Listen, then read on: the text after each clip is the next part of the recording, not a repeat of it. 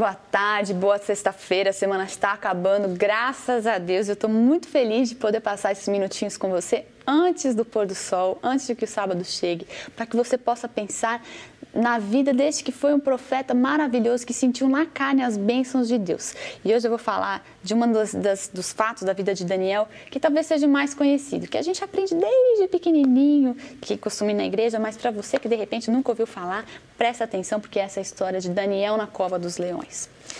O rei, como você já sabe, havia mudado. Agora não eram mais os babilônios que dominavam aquele reino.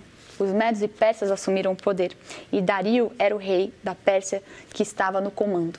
Daniel, que passou a vida inteira, praticamente a juventude e a velhice dele, servindo aquele rei e ao povo que não era o povo de Deus, ele era um cativo, trazido de Judá para a Babilônia para servir o rei.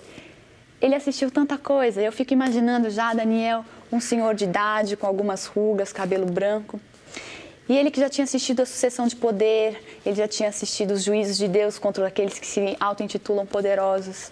Mais uma vez, o nosso amigo Daniel, nosso valente Daniel, foi provado e a sua fé no Deus Altíssimo também foi. Dario, ele tinha vários puxa-sacos que ficavam lá na corte, falando o que não precisava.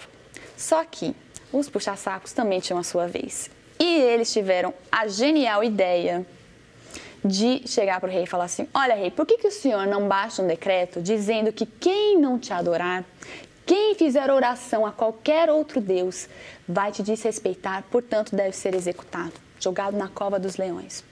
O rei achou aquilo sensato, só que ele não se lembrou que o sábio Daniel orava ao Deus Altíssimo e que era o Deus Altíssimo que lhe concedia o Espírito da verdade. Com certeza Dario já tinha ouvido falar de Daniel, das interpretações dos sonhos dos outros reis babilônicos e que Daniel era diferente dos sábios da corte.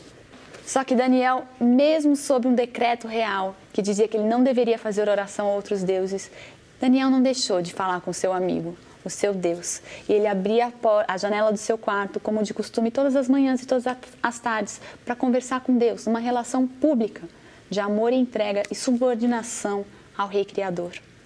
E os puxa-sacos do rei de plantão perceberam isso e estavam doidos para poder entregar Daniel, porque eles tinham inveja de Daniel. Chegaram no rei e falaram: olha, rei, a gente viu que Daniel ele está orando aí para um Deus estranho que não és tu, ô rei. Devemos jogá-lo na cova dos leões.